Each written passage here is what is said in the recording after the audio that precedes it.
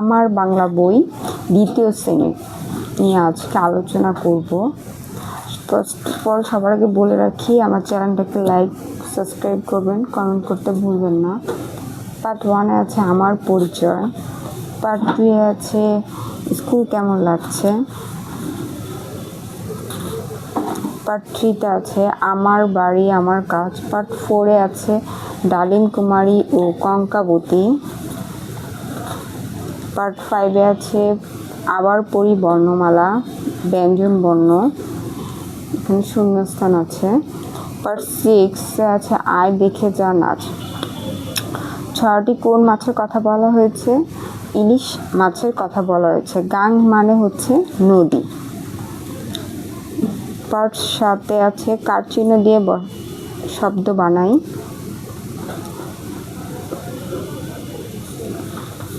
Part 8-এ আছে সিংহ ও ইঁদুরের গল্প। 1 নম্বর প্রশ্ন উত্তর হবে সিংহ ইঁদুর নাকের ভিতর ঢুকে গেল এবং সিংহের ঘুম ভেঙে গেল। 2 নাম্বার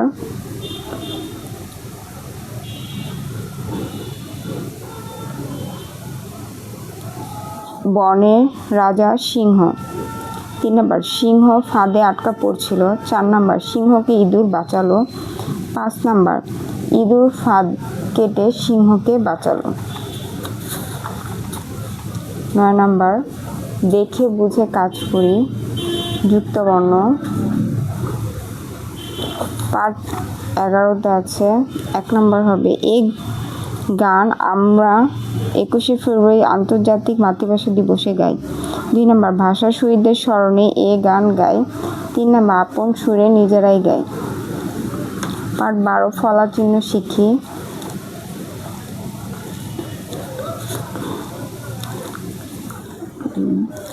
পার্ট 15 শূন্যস্থান মধু নেচে নেচে কিচিরমিচির পাখি পিপিলিকা।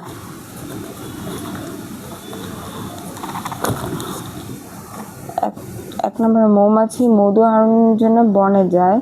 2 নাম্বার ছোট পাখি কিচিরমিচি করে ডাকে।